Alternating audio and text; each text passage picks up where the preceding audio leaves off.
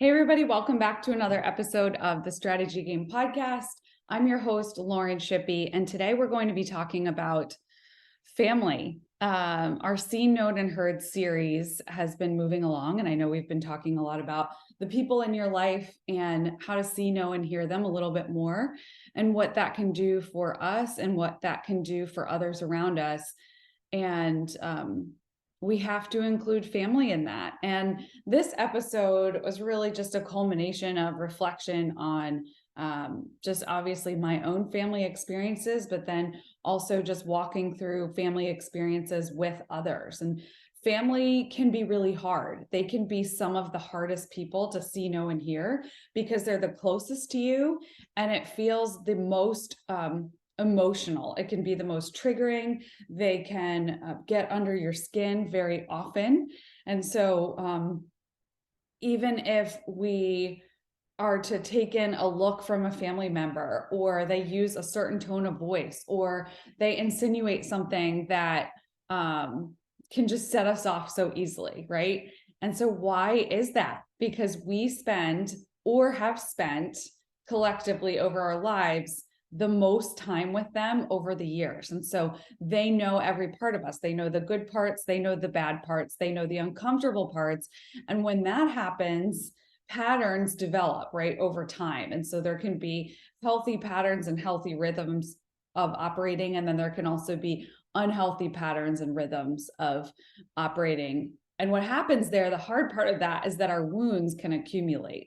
So they can build up and they can stack on top of each other over time. And so each time that repeated pattern or wound resurfaces, it cuts deeper. And so years of hurt or struggle can be associated with family relationships. And this line really came to me as I was writing the book. Deep ruts can form deep cuts that expose woundedness. I'm going to say it one more time.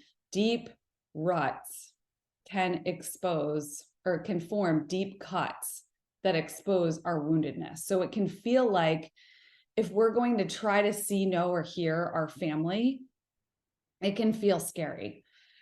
What are we going to dig up? That can feel like opening up Pandora's box, right? What are we going to have to face?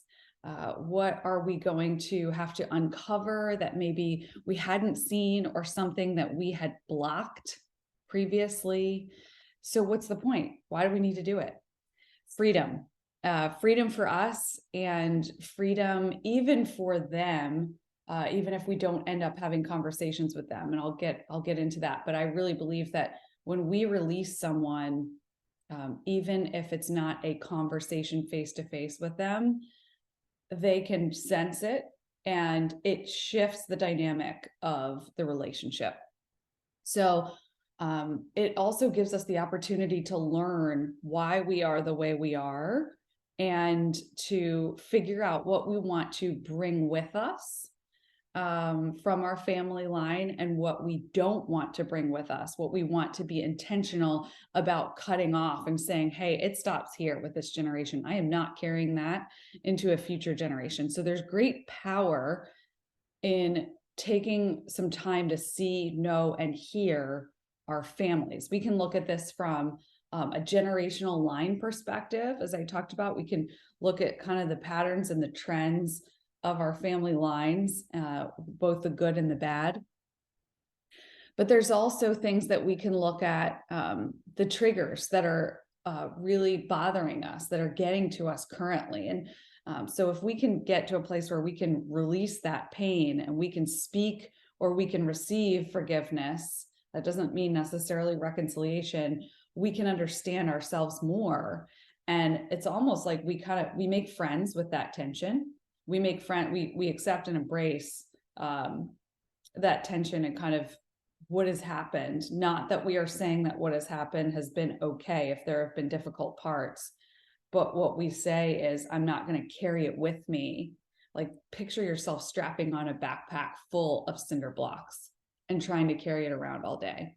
When we carry around our woundedness, or baggage, or unforgiveness, anger, trauma, that's what it can feel like weighing us down every day. Whether we recognize it or not, it comes out in different ways.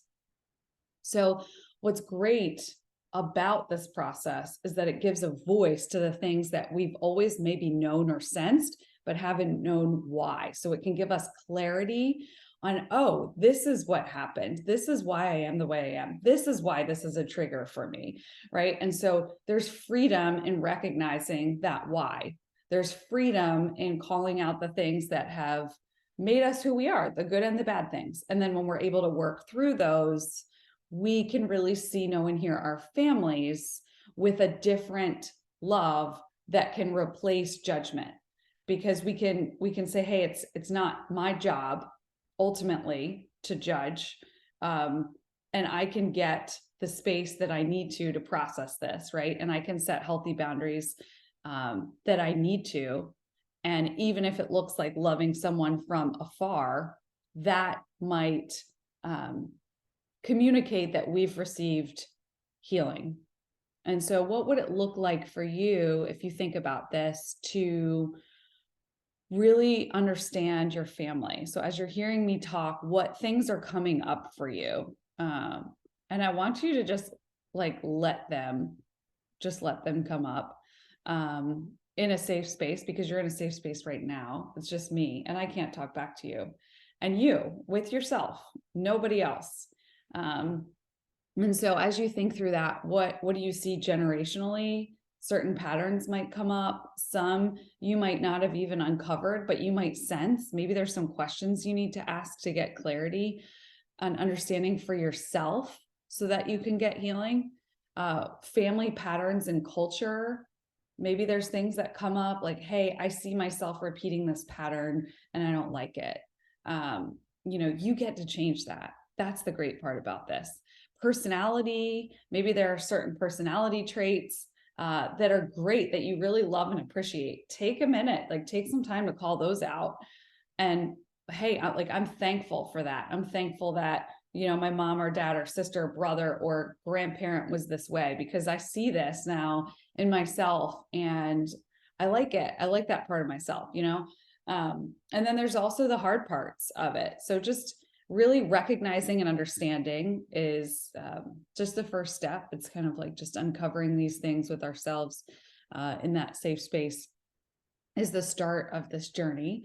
And just letting ourselves really call out maybe any codependency that we feel in family relationships, and just letting it go. And as always, like with a lot of the things that we're talking about here and seeing and hearing and knowing others, the most important part of this is the realization that we can't control others no matter how hard we try, and we can't make other people change. So really just surrendering in that way and accepting that is the first step to finding freedom for ourselves. And so, but yet it's important to acknowledge the struggle. And so, family, the history can be one of the hardest parts. That's why we might have foggy glasses on when we go to see our family.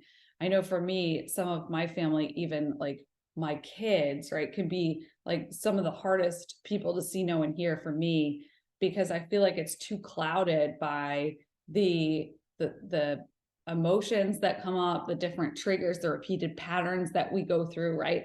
Those things. And so giving yourself the space and outside counsel to talk through it and hear others' perspectives about what they see, those safe people or trusted counselors can help you remove those foggy glasses, like take off your glasses and clean them and put them back on to say, okay, I'm not now viewing this through the lens of, here we go again. I'm viewing this through the lens of, I can see this clearly now, objectively, more objectively than I could before.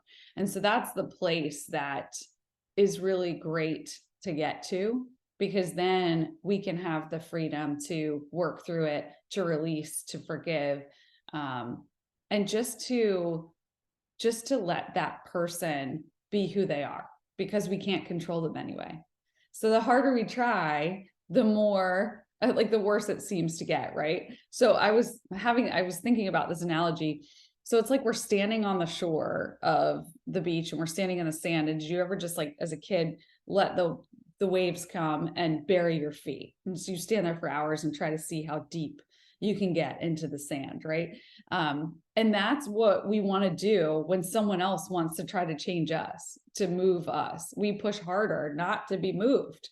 And so that is what's happening a lot of times in our dynamics, especially with family. Like, I wonder how much time and energy and anger we might have wasted in vain, realizing, wow, I can't change that person anyway, but I can like release them. I can forgive them, right? Even if it's not possible to do that face to face. And so when we can let that go, it gives us just the freedom we need. And they sense it. It's really interesting. I've seen this happen. And it's such a gift. It's such a gift that we can give to others and a gift that we can give to ourselves. And then we can put down the cinder blocks in our backpack and think about what is it that we can take with us that we love from who we are, right? Even if there's a lot of negative emotions associated with our childhood, once we can clear our glasses, get rid of the fog, we can say, I appreciate this, this, and this about my upbringing and generational patterns, family culture, personality, those things. And we get to take those with us along for the ride. So as always, thanks so much for listening in. Check out more at storywork.co, and we'll see you soon.